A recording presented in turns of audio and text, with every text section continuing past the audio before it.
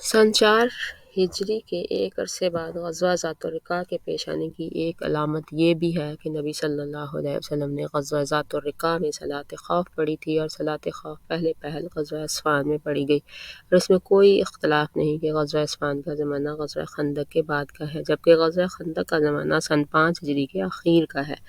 در حقیقت غزوہ اصفہان سفر حدیبیہ کا ایک ضمنی واقعہ تھا، اور سفر حدیبیہ سن 6 کے آخر میں پیش آیا تھا، جس سے واپس آ کر رسول اللہ صلی اللہ علیہ وسلم نے خیبر کی راہ لی تھی۔ اس لیے اس اعتبار سے بھی غزوہ ذات الرقاع کا زمانہ خیبر کے بعد ہی ثابت ہوتا ہے۔ غزوہ بدر دوم اعراب کی شوکت توڑ دینے اور بدوؤں کے شر سے مطمئن ہو جانے کے بعد مسلمانوں نے اپنے بڑے دشمن قریش سے جنگ کی تیاری شروع کر دی، کیونکہ سال تیزی سے ختم ہو رہا تھا اور احد کے موقع پر طے کیا ہوا وقت قریب آتا جا رہا تھا، اور محمد صلی اللہ علیہ وسلم اور صحابہ کرام کا فرض تھا کہ میدان کارزار میں ابو سفیان اور اس کی قوم سے دو دو ہاتھ کرنے کے لیے نکلیں، اور جنگ کی چکی اس حکمت کے ساتھ چلائیں کہ جو فریق زیادہ ہدایت یافتہ اور پائیدار بقا کا مستحق ہو، حالات کا رخ پوری طرح اس کے حق میں ہو جائے۔ چنانچہ شعبان سن 4 ہجری جنوری سن 626 عیسوی میں رسول اللہ صلی اللہ علیہ وسلم نے مدینے کا انتظام حضرت عبداللہ بن رواحہ رضی اللہ عنہ کے سپرد کو سونپ کر اس طے شدہ جنگ کے لیے بدر کا رخ فرمایا۔ آپ کے ہمراہ 1,500 کی جمعیت اور 10 گھوڑے تھے۔ آپ نے فوج کا علم حضرت علی کو دیا اور بدر پہنچ کر مشرکین کے انتظار میں خیمہ زن ہو گئے۔ دوسری طرف ابو سفیان بھی 50 سواروں سمیت 2,000 مشرکین کی جمعیت لے کر روانہ ہوا۔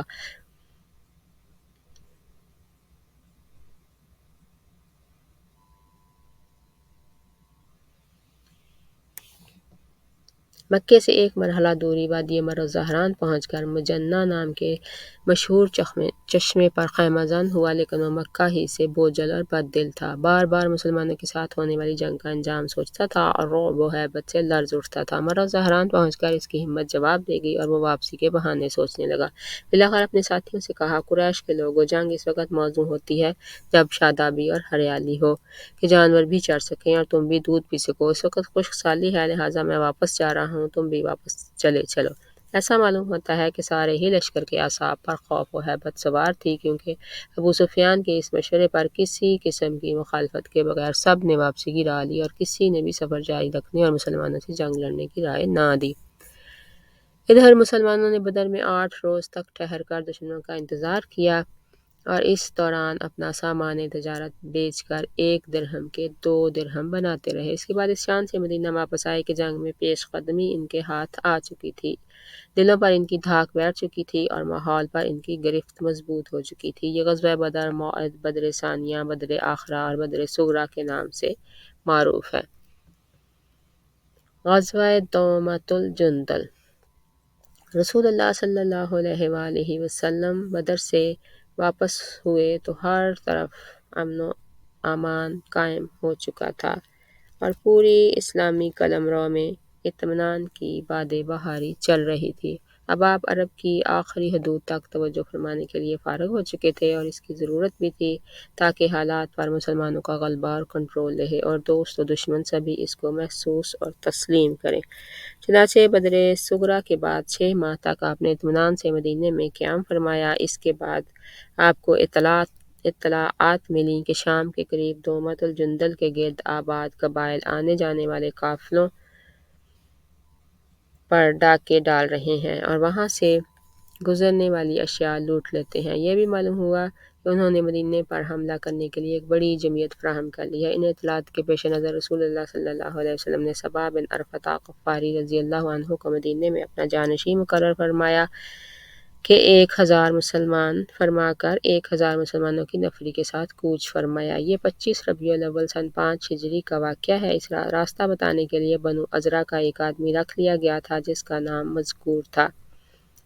اس غزوے میں آپ کا معمول تھا کہ آپ راستے میں سفر فرماتے اور دن میں چھپے رہتے تھے تاکہ دشمن پر بالکل اچانک اور بے خبری میں ٹوٹ پڑیں۔ قریب پہنچے تو معلوم ہوا کہ وہ لوگ باہر نکل گئے ہیں، لہٰذا ان کے مویشیوں اور چرواہوں پر حلہ بول دیا، کچھ ہاتھ آئے، کچھ نکل گئے۔ جہاں تک دومت الجندل کے باشندوں کا تعلق ہے تو جس کا جدھر سینگ سمایا بھاگ نکلا۔ جب مسلمان دومت الجندل کے میدان میں اترے تو کوئی نہ ملا۔ آپ نے چند دن قیام فرما کر ادھر ادھر متعدد دستے روانہ کیے لیکن کوئی بھی ہاتھ نہ آیا۔ بالآخر آپ مدینہ پلٹ آئے۔ اس غزوے میں عیینہ بن حصن سے مصالحت بھی ہوئی۔ دوما دال کو پیش یہ سرحد شام میں ایک شہر ہے۔ یہاں سے دمشق کا فاصلہ 5 رات اور مدینے کا 15 رات ہے۔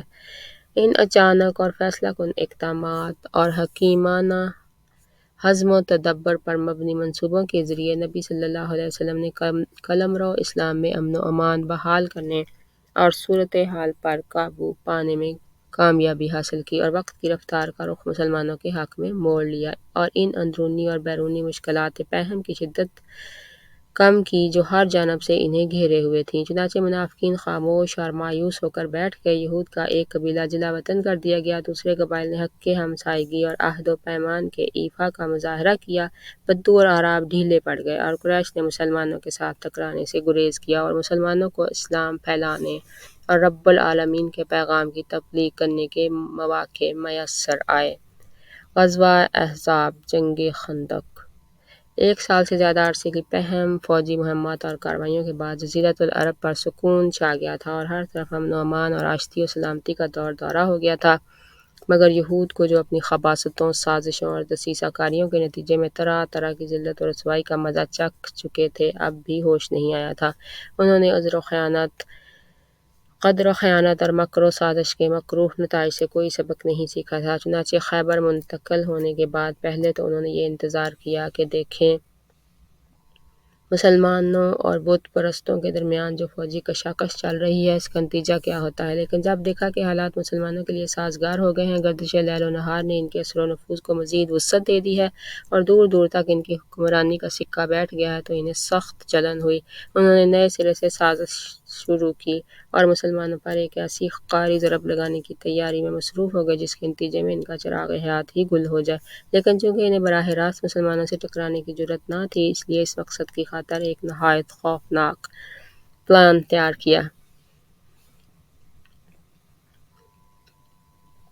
اس کی تفصیل یہ ہے کہ بنو نذیر کے 20 سردار اور رہنما مکے میں قریش کے پاس حاضر ہوئے اور انہیں رسول اللہ صلی اللہ علیہ وسلم کے خلاف آمادہ جنگ کرتے ہوئے اپنی مدد کا یقین دلایا۔ قریش نے ان کی بات مان لی، چونکہ وہ احد کے روز میدان بدر میں مسلمانوں سے صف آرائی کا عہد و پیمان کر کے اس کی خلاف ورزی کر چکے تھے، اس لیے ان کا خیال تھا کہ اب اس مجوزہ جنگی اقدام کے ذریعے وہ اپنی شہرت بھی بحال کر لیں گے اور اپنی کہی ہوئی بات بھی پوری کر دیں گے۔ اس کے بعد یہود کا یہ وفد بنو غطفان کے پاس گیا اور قریش ہی کی طرح انہیں بھی آمادہ جنگ کیا، وہ بھی تیار ہو گئے۔ پھر اس وفد نے بقیہ قبائل عرب میں گھوم گھوم کر لوگوں کو جنگ کی ترغیب دی اور ان قبائل کے بھی بہت سے افراد تیار ہو گئے۔ غرض اس طرح یہودی سیاست کاروں نے پوری کامیابی کے ساتھ کفر کے تمام بڑے بڑے گروہوں اور جتھوں کو نبی صلی اللہ علیہ وسلم اور آپ کی دعوت اور مسلمانوں کے خلاف بھڑکا کر جنگ کے لیے تیار کر لیا۔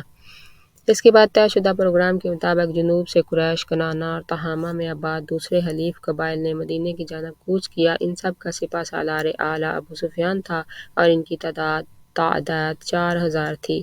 یہ لشکر مر زہران پہنچا تو بنو سلیم بھی اس میں شامل ہوئے۔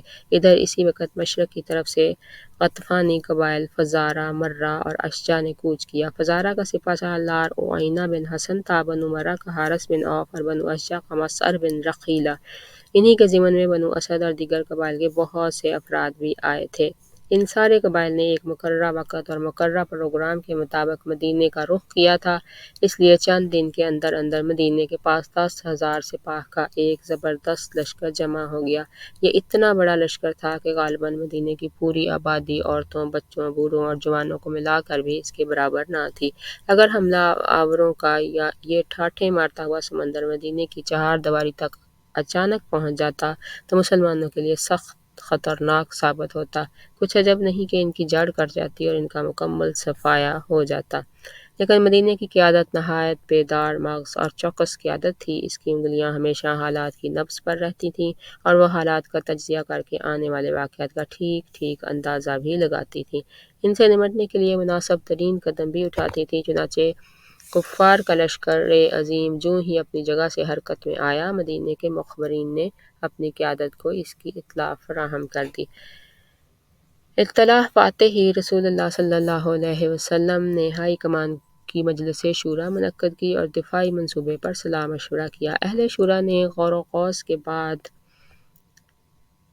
حضرت سلمان فارسی رضی اللہ عنہ کی ایک تجویز متفقہ طور پر منظور کی۔ یہ تجویز حضرت سلمان فارسی رضی اللہ عنہ نے ان لفظوں میں پیش کی تھی کہ اے اللہ کے رسول صلی اللہ علیہ وسلم، فارس میں جب ہمارا محاصرہ کیا جاتا تھا تو ہم اپنے گرد خندق کھود لیتے تھے۔ یہ بڑی باحکمت دفاعی تجویز تھی۔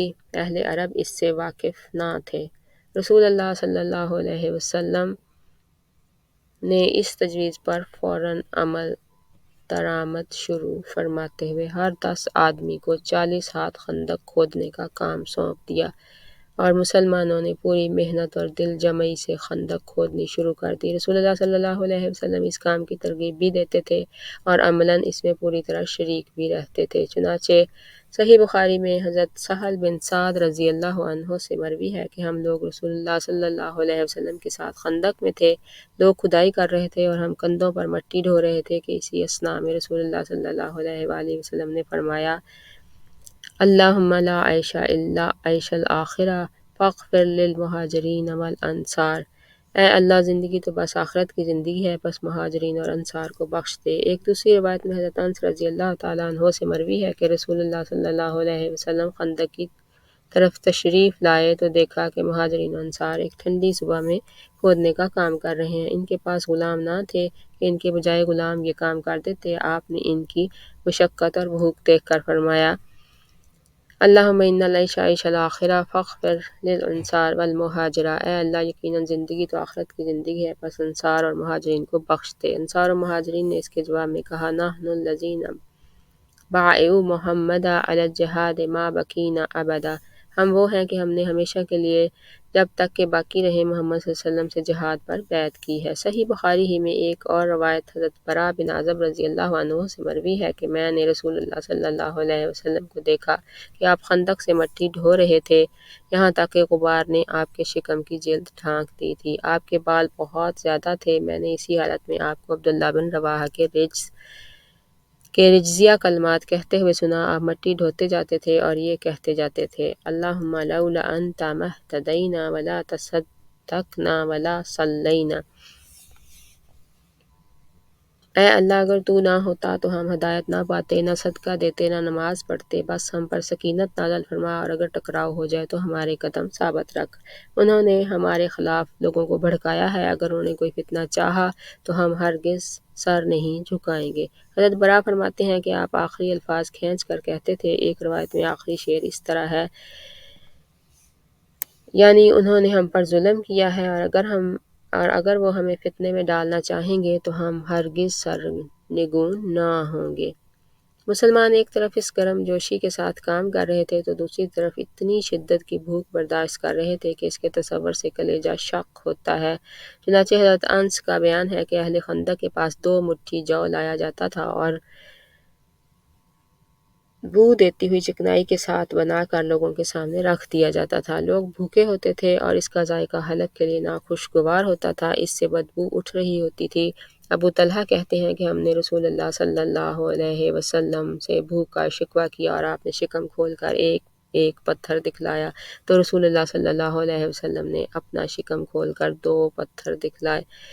خندق کی کھدائی کے دوران نبوت کی کئی نشانیاں بھی جلوہ فگن ہوئیں۔ صحیح بخاری کی روایت ہے کہ حضرت جابر بن عبداللہ رضی اللہ عنہ نے نبی صلی اللہ علیہ وسلم کے اندر سخت بھوک کے آثار دیکھے تو بکری کا ایک بچہ ذبح کیا اور ان کی بیوی نے ایک سا تقریباً 1.5 کلو جو پیسا، پھر رسول اللہ صلی اللہ علیہ وسلم سے رازداری کے ساتھ گزارش کی کہ آپ نے چند رفقا کے ہمراہ تشریف لائیں، لیکن نبی صلی اللہ علیہ وسلم تمام اہل خندق کو جن کی تعداد 1000 تھی ہمراہ لے کر چل پڑے۔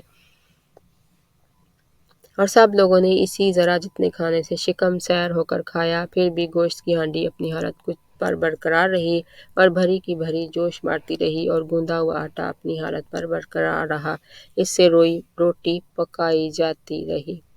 حضرت نعمان بن بشیر کی بہن خندق کے پاس 2 مٹھی کھجور لے کر آئیں کہ ان کے بھائی اور ماموں کھا لیں گے،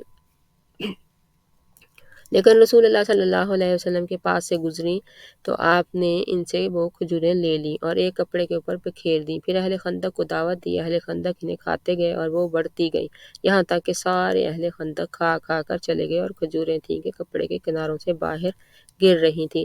انہی ایام میں ان دونوں واقعات سے کہیں بڑھ کر ایک اور واقعہ پیش آیا، جسے امام بخاری نے حضرت جابر رضی اللہ عنہ سے روایت کیا ہے۔ حضرت جابر کا بیان ہے کہ ہم لوگ خندق کھود رہے تھے کہ ایک چٹان نما ٹکڑا آڑے آ گیا۔ لوگ نبی صلی اللہ علیہ وسلم کی خدمت میں حاضر ہوئے، عرض کی کہ یہ چٹان نما ٹکڑا خندق میں حائل ہو گیا ہے۔ آپ نے فرمایا میں اتر رہا ہوں۔ اس کے بعد آپ اٹھے، آپ کے شکم پر پتھر بندھا ہوا تھا، ہم نے 3 روز سے کچھ چکھا نہ تھا۔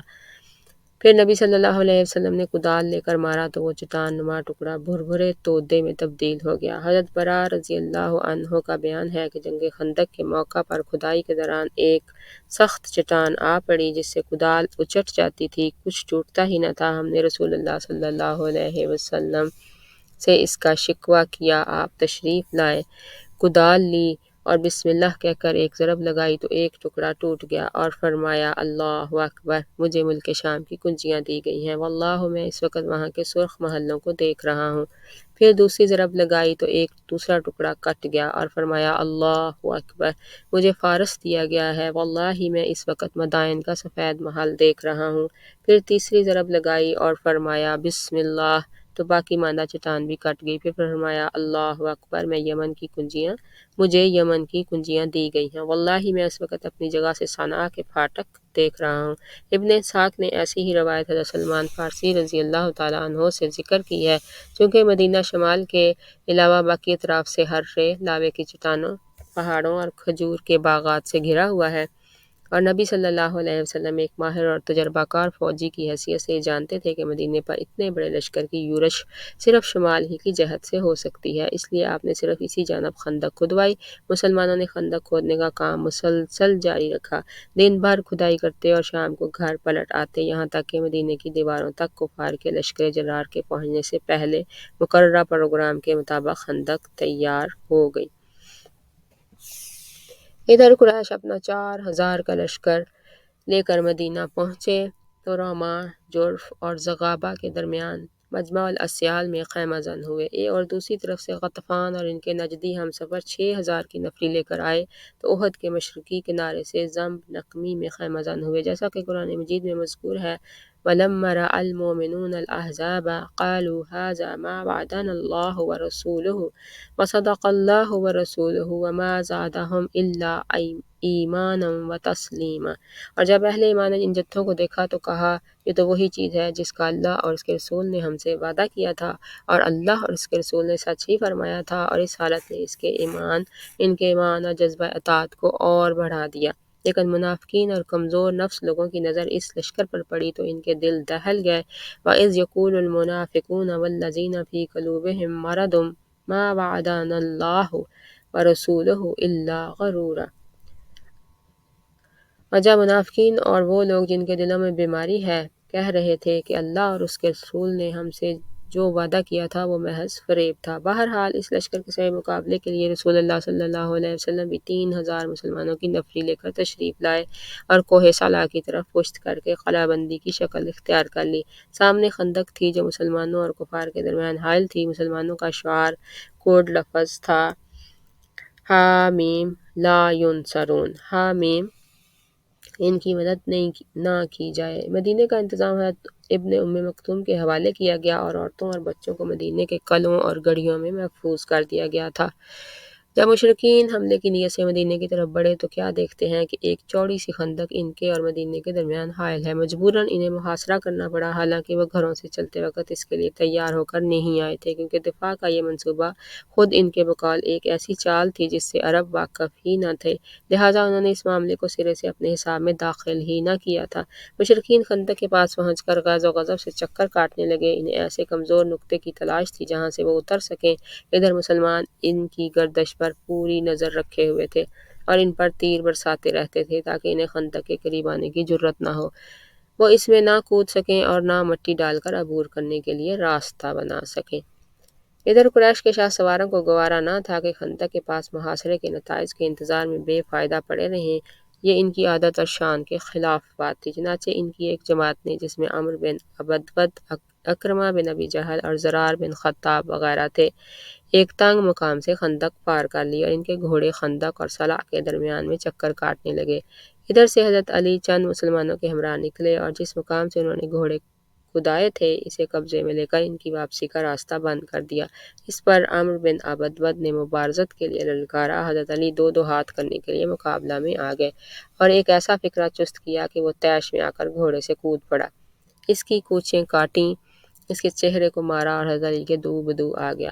بڑا بہادر اور شاہ زور تھا، دونوں میں پرزور ٹکر ہوئی، ہر ایک نے دوسرے پر بڑھ بڑھ کر وار کیے۔ بالآخر حضرت علی نے اس کا کام تمام کر دیا، باقی مشرکین بھاگ کر خندق پار چلے گئے۔ وہ اس قدر مرعوب تھے کہ اکرمہ نے بھاگتے ہوئے اپنا نیزہ بھی چھوڑ دیا۔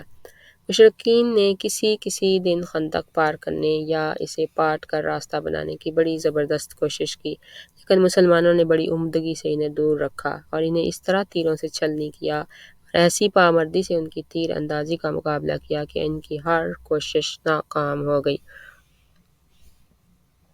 اسی طرح کے پرزور مقابلوں کے دوران رسول اللہ صلی اللہ علیہ وسلم اور صحابہ کرام کی بعض نمازیں بھی فوت ہو گئی تھیں، چنانچہ صحیحین میں حضرت جابر رضی اللہ عنہ سے مروی ہے کہ حضرت عمر بن خطاب رضی اللہ عنہ خندق کے روز آئے اور کفار کو سخت سست کہتے ہوئے کہنے لگے کہ یا رسول اللہ صلی اللہ علیہ وسلم، آج میں بمشکل سورج ڈوبتے ڈوبتے نماز پڑھ سکا۔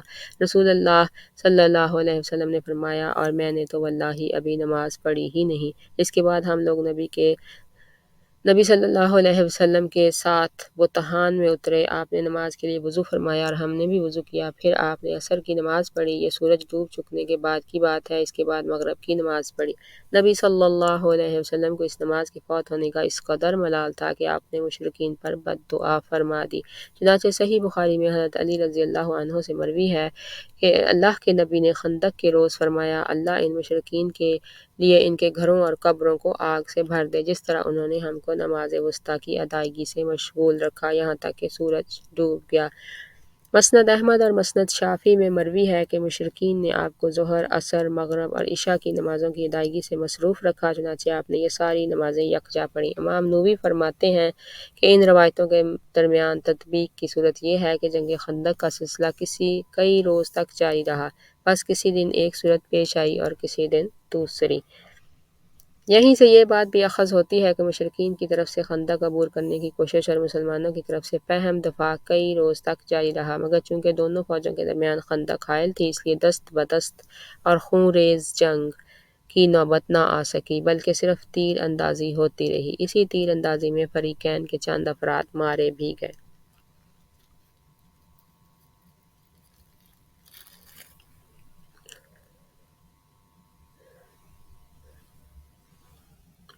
لیکن انہیں انگلیوں پر گنا جا سکتا ہے، یعنی 6 مسلمان اور 10 مشرک، جن میں سے 1 یا 2 آدمی تلوار سے قتل کیے گئے تھے۔ اسی تیر اندازی کے دوران حضرت سعد بن معاذ رضی اللہ عنہ کو بھی ایک تیر لگا جس سے ان کے بازو کی بڑی رگ کٹ گئی۔ انہیں حبان بن ارقہ نامی ایک قریشی مشرک کا تیر لگا تھا۔ حضرت سعد نے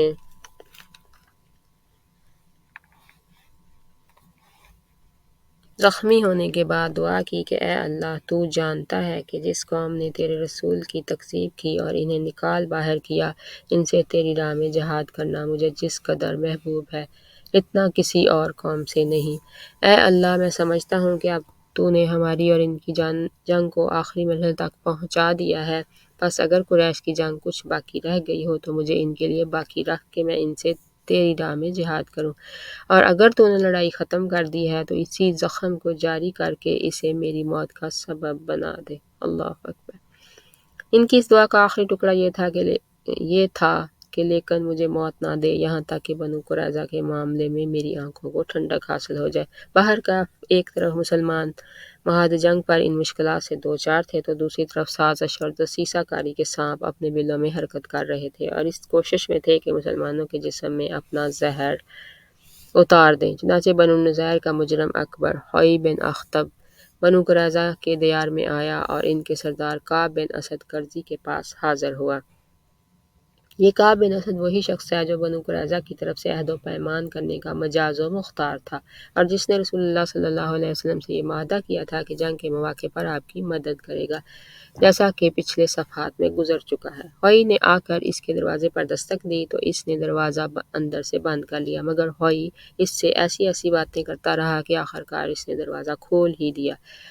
ہوئی نے کہا، اے کعب، میں تمہارے پاس ہمیشہ کی عزت اور فوجوں کا بحر بے کراں لے کر آیا ہوں۔ میں نے قریش کو اس کے سرداروں اور قائدین سمیت لا کر دامہ کے مجمع السیال میں اتار دیا ہے اور بنو غطفان کو ان کے قائدین اور سرداروں سمیت احد کے پاس زمب نقمی میں خیمہ زن کر دیا ہے۔ ان لوگوں نے مجھ سے عہد و پیمان کیا ہے کہ وہ محمد اور اس کے ساتھیوں کا مکمل صفایا کیے بغیر یہاں سے نہ ٹلیں گے۔ کعب نے کہا، خدا کی قسم تم میرے پاس ہمیشہ کی ذلت اور فوجوں کا برسا ہوا بادل لے کر آئے ہو جو صرف گرج چمک رہا ہے مگر اس میں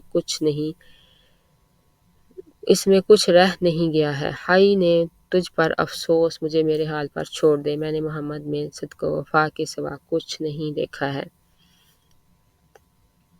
مگر ہائی اس کو فریب دہی سے اپنی بات منوانے کی کوشش کرتا رہا یہاں تک کہ اسے رام کر ہی لیا۔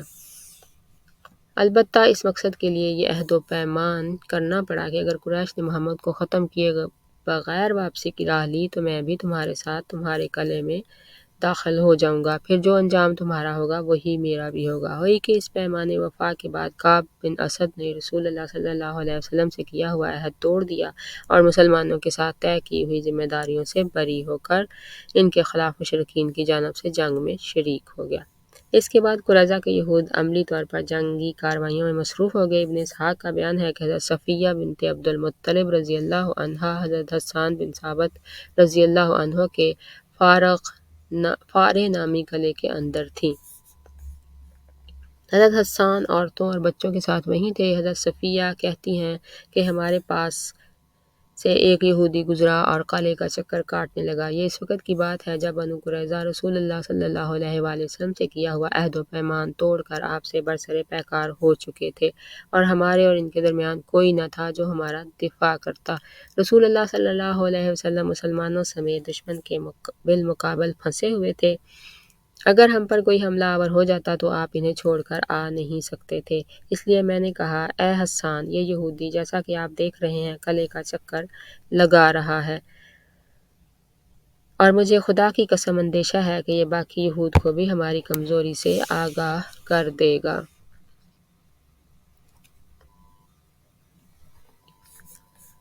ادھر رسول اللہ صلی اللہ علیہ وسلم اور صحابہ کرام اس طرح پھنسے ہوئے ہیں کہ ہماری مدد کو نہیں آ سکتے، لہٰذا آپ جائیے اور اسے قتل کر دیجیے۔ حضرت حسان نے کہا، واللہ آپ جانتی ہیں کہ میں اس کام کا آدمی نہیں ہوں۔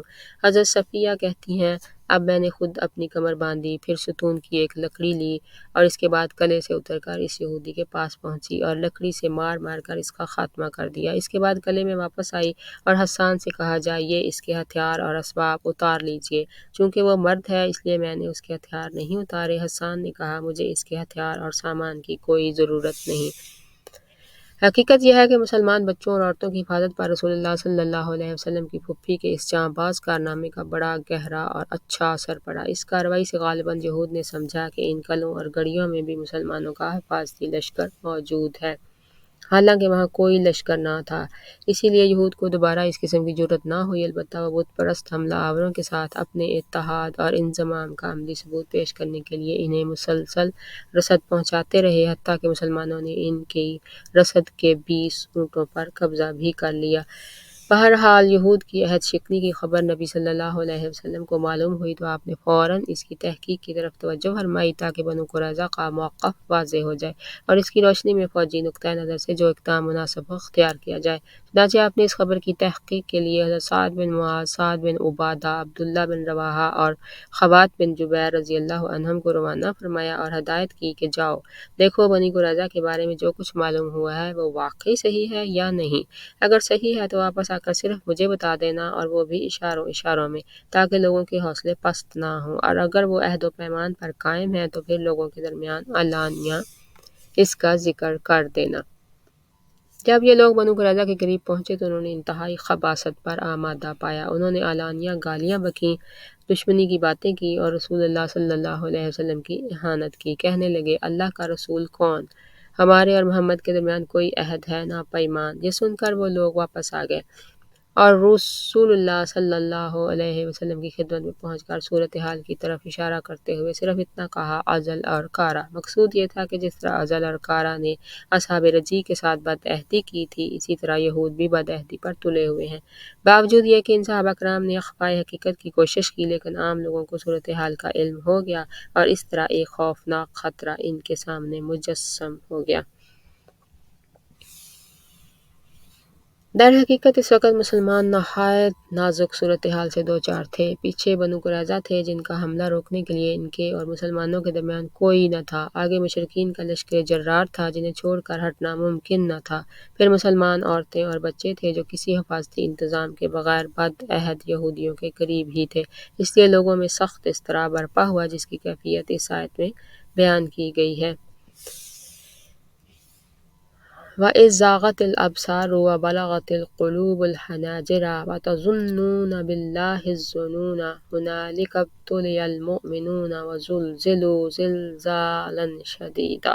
اور جب نگاہیں کج ہو گئیں، دل حلق میں آ گئے اور تم لوگ اللہ کے ساتھ طرح طرح کے گمان کرنے لگے، اس وقت مومنوں کی آزمائش کی گئی اور انہیں شدت سے جھنجھوڑ دیا گیا۔ پھر اسی موقع پر بعض منافقین کے نفاق نے بھی جھنجھوڑ دیا گیا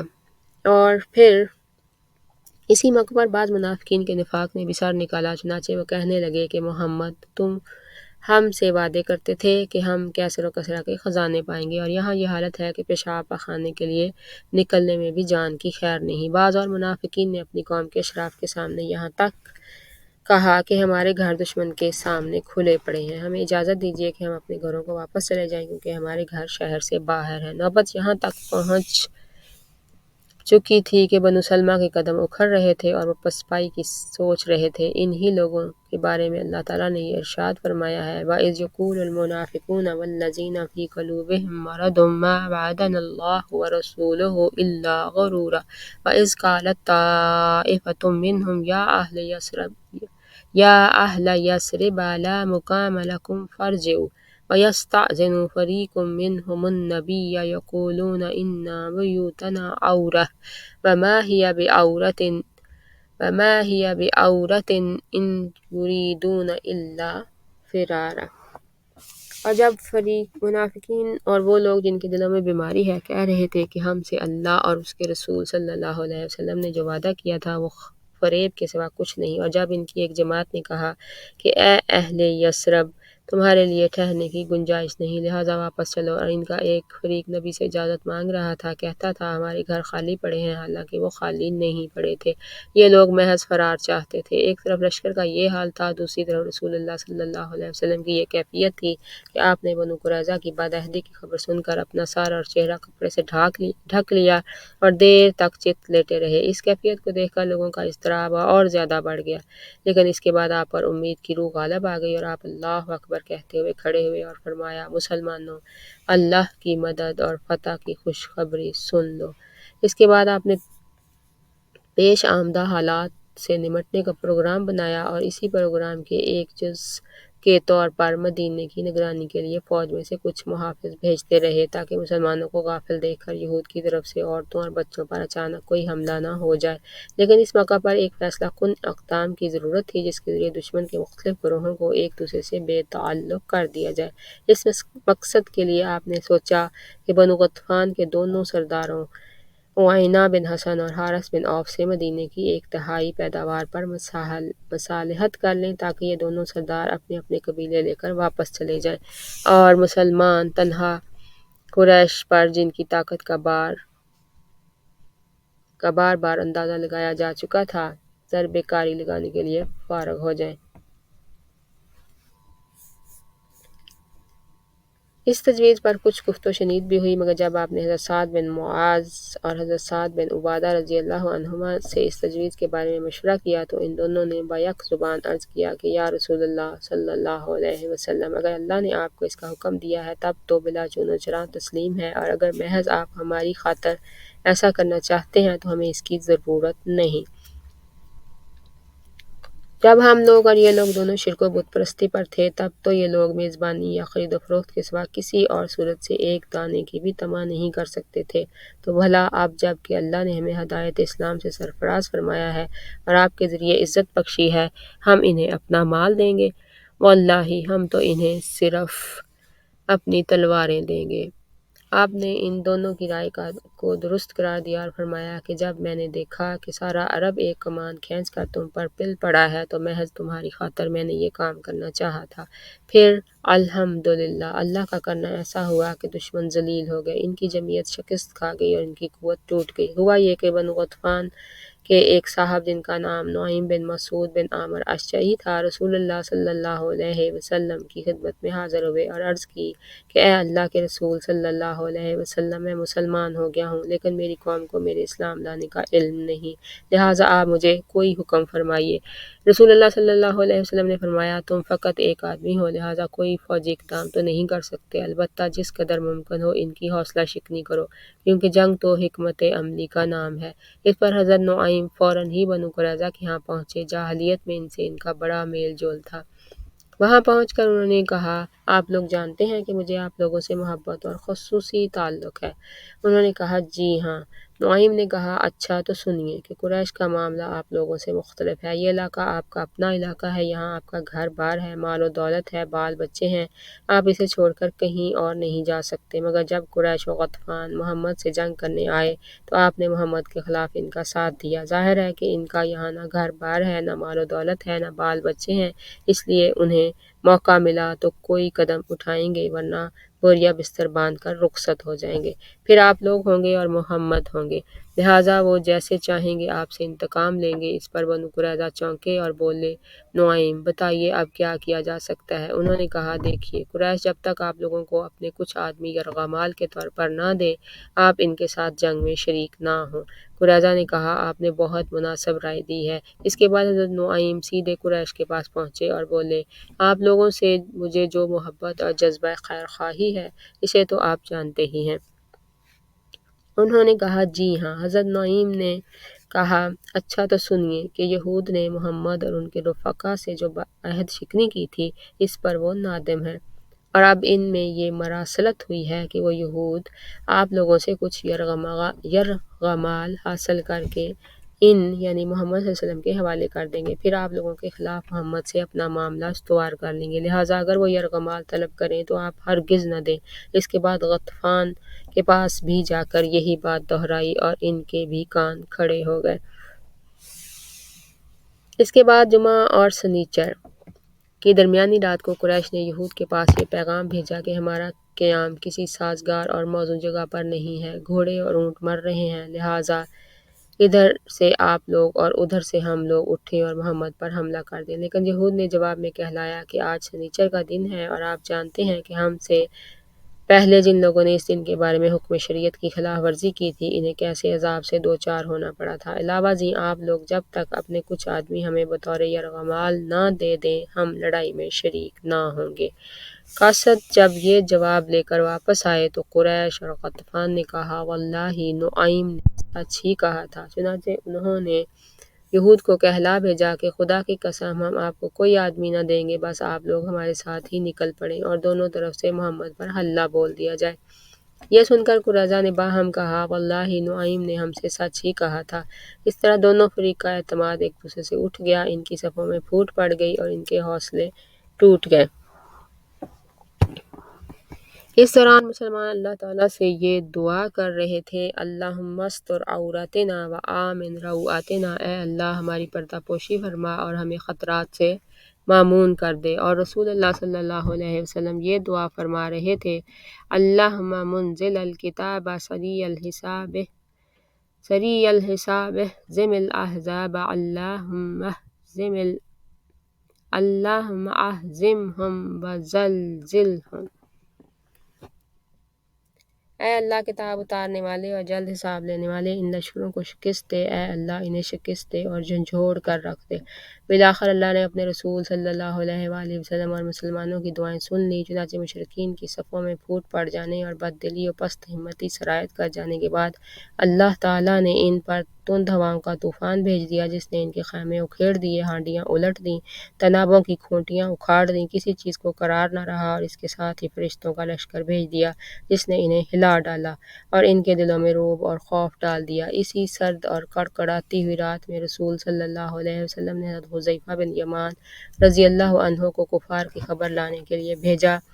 موصوف ان کے محاذ پر پہنچے تو وہاں ٹھیک یہی حالت بپا تھی اور مشرکین واپسی کے لیے تیار ہو چکے تھے۔ حضرت حذیفہ نے خدمت نبی میں واپس آ کر ان کی روانگی کی اطلاع دی، چنانچہ رسول اللہ صلی اللہ علیہ وسلم نے صبح کی تو دیکھا کہ میدان صاف ہے۔ اللہ نے دشمن کو کسی خیر کے حصول کا موقع دیے بغیر اس کے غض و غضب سمیت واپس کر دیا ہے اور ان سے جنگ کے لیے رسول کو کافی ہو گیا ہے۔ الغرض اس طرح اللہ نے اپنا وعدہ پورا کیا، اپنے لشکر کو عزت بخشی اور اپنے بندے کی مدد کی اور اکیلے ہی سارے لشکروں کو شکست دی۔ چنانچہ اس کے بعد آپ مدینہ واپس آ گئے۔ غزوہ خندق صحیح ترین قول کے مطابق شوال سن 5 ہجری میں پیش آیا تھا اور مشرکین نے 1 ماہ یا تقریباً 1 ماہ تک رسول اللہ صلی اللہ علیہ وسلم اور مسلمانوں کا محاصرہ جاری رکھا تھا۔ تمام ماخذ پر مجموعی نظر ڈالنے سے معلوم ہوتا ہے کہ محاصرے کا آغاز شوال میں ہوا تھا اور خاتمہ ذی قعدہ میں۔ ابن سعد کا بیان ہے کہ رسول اللہ صلی اللہ علیہ وسلم جس روز خندق سے واپس ہوئے بدھ کا دن تھا اور ذی قعدہ کے ختم ہونے میں صرف 7 دن باقی تھے۔ جنگ احزاب در حقیقت نقصان جان و مال کی جنگ نہ تھی بلکہ اعصاب کی جنگ تھی۔ اس میں کوئی خونریز معرکہ پیش نہیں آیا، لیکن پھر بھی یہ اسلامی تاریخ کی ایک فیصلہ کن جنگ تھی۔ چنانچہ اس کے نتیجے میں مشرکین کے حوصلے ٹوٹ گئے اور یہ واضح ہو گیا کہ عرب کی کوئی بھی قوت مسلمانوں کی اس چھوٹی سی طاقت کو جو مدینے میں نشو و نما پا رہی ہے ختم نہیں کر سکتی، کیونکہ جنگ احزاب میں جتنی بڑی طاقت فراہم ہو گئی تھی اس سے بڑی طاقت فراہم کرنا عربوں کے بس کی بات نہ تھی۔ اس لیے رسول اللہ صلی اللہ علیہ وآلہ وسلم نے احزاب کی واپسی کے بعد فرمایا،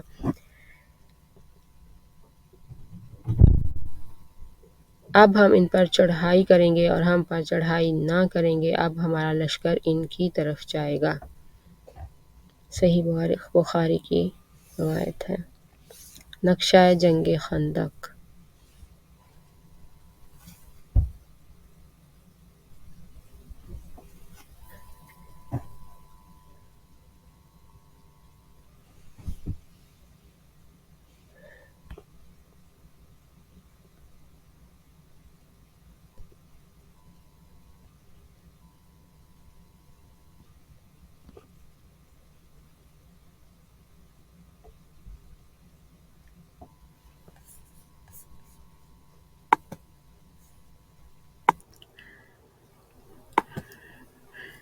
غزوہ بنو قریظہ۔ جس روز رسول اللہ صلی اللہ علیہ وسلم خندق سے واپس تشریف لائے، اسی روز ظہر کے وقت جبکہ آپ حضرت ام سلمہ رضی اللہ عنہا کے مکان میں غسل فرما رہے تھے، حضرت جبریل علیہ السلام تشریف لائے اور فرمایا، کیا آپ نے ہتھیار رکھ لیے؟ حالانکہ ابھی فرشتوں نے ہتھیار نہیں رکھے۔